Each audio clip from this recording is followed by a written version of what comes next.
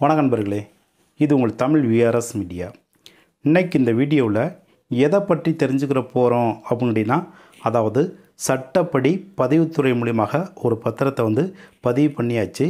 ஆனால் ஏதோ ஒரு காரணத்தினால அந்த பத்திரத்தை எழுதி கொடுத்த நபர் அதை கேன்சல் பண்ணணும் அப்படின்னா அதை எப்படி கேன்சல் பண்ணுறது, எந்தெந்த பத்திரத்தை எழுதி கொடுத்த நபர் நீதிமன்றம் செல்லாமல் அந்த பத்திரத்தை கேன்சல் பண்ண முடியும், எந்தெந்த பத்திரத்தை எழுதி கொடுத்த நபராக இருந்தாலும் கூட அதை நீதிமன்றத்தின் மூலமாக கேன்சல் பண்ண முடியும் அப்படிங்கிறத பற்றி தான் இன்றைக்கி இந்த வீடியோவில் தெளிவாக பார்க்க போகிறோம். இது போன்ற விழிப்புணர்வு வீடியோக்களை நீங்கள் தொடர்ந்து பார்க்க வேண்டுமென்றால் நமது யூடியூப் சேனலை மறக்காமல் சப்ஸ்கிரைப் பண்ணிக்கோங்க. பக்கத்தில் இருக்கக்கூடிய அந்த பெல் பட்டனையும் கிளிக் பண்ணிக்கோங்க. இது போன்ற விழிப்புணர்வு வீடியோக்கள் உங்களுக்கு பயனுள்ளதாக இருந்துச்சு அப்படின்னா உங்களுடைய நண்பர்களுக்கும் ஷேர் பண்ணிக்கோங்க. நம்மளுடைய சேனலை பொறுத்தவரை மத்திய மாநில அரசுகளுடைய முக்கியமான திட்டங்கள், சட்டம் சார்ந்த விழிப்புணர்வு வீடியோக்கள், அரசாணைகள், உயர்நீதிமன்றம் உச்சநீதிமன்றத்தால் வழங்கப்பட்ட முன் தீர்ப்புகள், இது எல்லாமே உங்களுக்காக பதிவேற்றம் செய்யப்படுகிறது. இந்த வீடியோவில் வரக்கூடிய பதிவுகள் எல்லாமே ஒரு ஆலோசனைகளை தவிர நிரந்தரமான தீர்வு அல்ல. பொதுவாக எந்த ஒரு ஆட்சேபனையும் இல்லாத பூர்வீக சொத்தாக இருந்தாலும் சரி, அல்லது அவருடைய சுய சம்பாத்தியத்தில் வாங்கின சொத்தாக இருந்தாலும் சரி, தனக்கு பாத்தியப்பட்ட அந்த சொத்தை பிறருக்கு, அதாவது குடும்ப உறுப்பினருக்கோ அல்லது குடும்ப உறுப்பினர் அல்லாத மூன்றாவது நபருக்கோ அந்த சொத்தை பதிவுத்துறை மூலியமாக சட்டப்படி பதிவு பண்ணி அதை உயிலாகவோ அல்லது தான செட்டில்மெண்ட்டாகவோ கொடுத்ததுக்கு பிறகு ஏதோ ஒரு காரணத்தினால அந்த பத்திரத்தை அந்த நபர் அதாவது எழுதி கொடுத்த நபர் அதை கேன்சல் பண்ணணும் அப்படின்னா எந்தெந்த காரணத்தினால அந்த பத்திரத்தை கேன்சல் பண்ண முடியும், எப்போது அவர் நீதிமன்றம் செல்லாமல் அதை அவரால் கேன்சல் பண்ண முடியும் அப்படின்னா, அதாவது ஃபார் எக்ஸாம்பிளுக்கு இந்த ஏ என்பவருக்கு பாத்தியப்பட்ட அவருடைய அசையா சொத்தை அவருடைய குடும்பம் சார்ந்த உறுப்பினருக்கு தான செட்டில்மெண்ட்டாகவோ அல்லது விடுதலை பத்திரமாகவோ எழுதி வச்சுட்டாரு.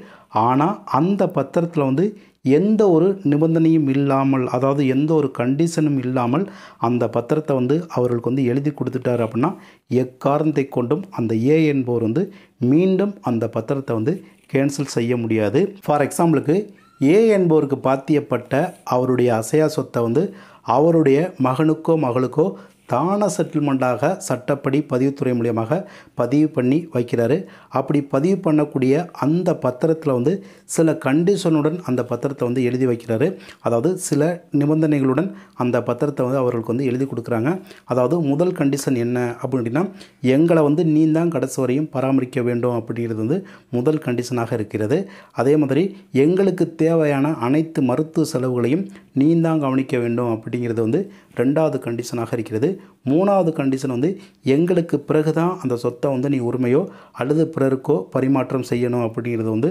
மூணாவது கண்டிஷனாக இருக்கிறது. நாலாவது கண்டிஷன் உடன் பிறந்த சகோதர சகோதரிகளுக்கு நீந்தான் திருமணம் செய்து வைக்கணும், அதற்கான தேவையான செலவுகளை நீந்தான் பார்த்துக்கணும் அப்படிங்கிறத சொல்லி அந்த 4 கண்டிஷன் படி அவருக்கு அந்த தான செட்டில்மெண்ட்டை அவருடைய மகனுக்கு எழுதி கொடுத்துருக்காரு. ஆனால் ஏதோ ஒரு காரணத்தினால அந்த மகன் அந்த கண்டிஷனை மீறும் பட்சத்தில் அந்த தான செட்டில்மெண்ட் எழுதி கொடுத்த அந்த ஏ என்பவர் உயிரோடு இருக்கிறாரு. அப்படிங்கிற பட்சத்தில் அவர் நீதிமன்றம் செல்லாமல் சம்பந்தப்பட்ட சார் பதிவாளர் மூலமாக அவருடைய கண்டிஷனை மீறும்போதோ, அதாவது அவர் எழுதி கொடுத்த அந்த நிபந்தனைகளை மீறும் போதோ அல்லது அந்த நிபந்தனைகளை மதிக்காத பட்சத்தில் அந்த ஏ என்பவர் எப்போ வேண்டுமானாலும் சம்பந்தப்பட்ட சார் பதிவாளர் மூலமாக புகார் மனு கொடுத்து அந்த பத்திரத்தை கேன்சல் பண்ணக்கூடிய முழு அதிகாரம் இந்த ஏ என்பவருக்கு இருக்கிறது. அதே மாதிரி உங்களுடைய சொத்தை பிறருக்கு உயிலாக எழுதி கொடுத்துருக்கீங்க. அந்த உயில் பத்திரத்தை எழுதி வாங்கிய நபர் உங்களுக்கு எதிராக செயல்படும் பட்சத்தில் அந்த உயிலை எப்போ வேண்டுமானாலும் நீங்கள் உயிரோடு இருக்கும்போது அதை கேன்சல் பண்ணுறதுக்கு உங்களுக்கு முழு அதிகாரம் இருக்குது. அதே மாதிரி ஒரு இடத்துக்கு லீஸ் அக்ரிமெண்ட் போட்டிருக்கீங்க. அந்த அக்ரிமெண்ட்டில் சொல்லியிருக்கக்கூடிய அந்த கண்டிஷனை அவர்கள் மீறும்போது எப்போ வேண்டுமானாலும் அந்த கண்டிஷன் போட்ட அந்த நபர் உயிரோடு இருக்கிறாரு அப்படின்னா அவர் எப்போ வேண்டுமானாலும் சம்மந்தப்பட்ட சார் பதிவாளர் மூலமாக புகார் மனு கொடுத்து அந்த அக்ரிமெண்ட்டை வந்து கேன்சல் பண்ணுறதுக்கு அவருக்கு வந்து முழு அதிகாரம் இருக்குது. அதே மாதிரி கடன் பேரில் நீங்கள் வந்து ஒரு பத்திரத்துக்கு வந்து அக்ரிமெண்ட் போட்டிருக்கீங்க. அந்த பத்திரத்தில் சொல்லியிருக்கக்கூடிய அந்த கண்டிஷனை வந்து மீறும் பட்சத்தில் அதை வந்து எப்போ வேண்டுமானாலும் நீங்கள் வந்து கேன்சல் பண்ணுறதுக்கு உங்களுக்கு வந்து முழு அதிகாரம் இருக்குது. இந்த மாதிரி நீங்கள் வந்து ஒரு கண்டிஷனுடன் அந்த பத்திரம் எழுதப்பட்டிருந்து அந்த கண்டிஷனை வந்து மீறும்போது, அதாவது அந்த பத்திரத்தை எழுதி வாங்கிய நபர் வந்து அந்த கண்டிஷனை மீறும்போது நீங்கள் சம்மந்தப்பட்ட நபர் வந்து உயிரோடு இருக்கிறாங்க அப்படின்னா அவர்கள் வந்து சம்மந்தப்பட்ட சார் பதிவாளர் மூலமாக ஒரு புகார் மனு கொடுத்து இந்த மாதிரி என்னுடைய கண்டிஷனை வந்து மீறி இருக்கிறாங்க அப்படின்னு சொல்லி நீங்கள் வந்து அந்த பத்திரத்தை வந்து எளிதாக கேன்சல் பண்ணிக்கிற முடியும். அதே மாதிரி உங்களுடைய சொத்துக்கு நீங்கள் எழுதி கொடுத்த பத்திரத்தை வந்து எப்போதெல்லாம் கேன்சல் பண்ண முடியாது அப்படின்னு கேட்டிங்கன்னா, அதாவது ஃபார் எக்ஸாம்பிளுக்கு உங்களுடைய சொத்தை வந்து மூன்றாவது நபருக்கு வந்து விற்பனை செஞ்சிட்டிங்க. அந்த விற்பனை பத்திரத்தை வந்து நீங்கள் வந்து தற்போது இந்த சம்மந்தப்பட்ட சார் பதிவாளர் மூலமாக கேன்சல் பண்ண முடியாது. அதில் ஏதாவது ஒரு பிரச்சனை இருக்குது அப்படின்னா அதை கேன்சல் பண்ணணும் அப்படின்னா சம்மந்தப்பட்ட நீதிமன்றத்தை நாடி தான் அதை வந்து கேன்சல் பண்ண முடியும்.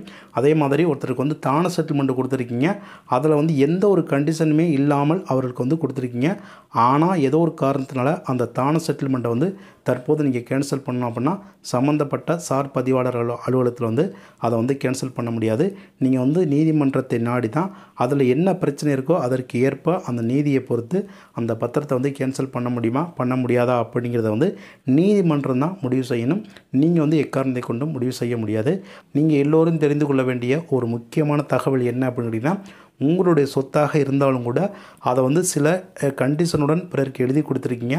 அந்த கண்டிஷனை மீறும் பட்சத்தில் சம்மந்தப்பட்ட சார் பதிவாளர் மூலமாக நீங்கள் வந்து புகார் கொடுத்து அந்த பத்திரத்தை வந்து கேன்சல் பண்ணிக்கலாம். ஆனால் எந்த ஒரு கண்டிஷன் கொடுக்காமல் நீங்கள் வந்து பிறருக்கு பத்திரம் எழுதி கொடுத்துட்டீங்க சட்டப்படி அப்படின்னா அதை வந்து சம்மந்தப்பட்ட நீதித்துறை மூலியமாகத்தான் அதற்கான பரிகாரத்தை வந்து தேடிக்கொள்ள வேண்டுமே தவிர நீங்களாக எந்த ஒரு முடிவும் எடுக்க முடியாதது.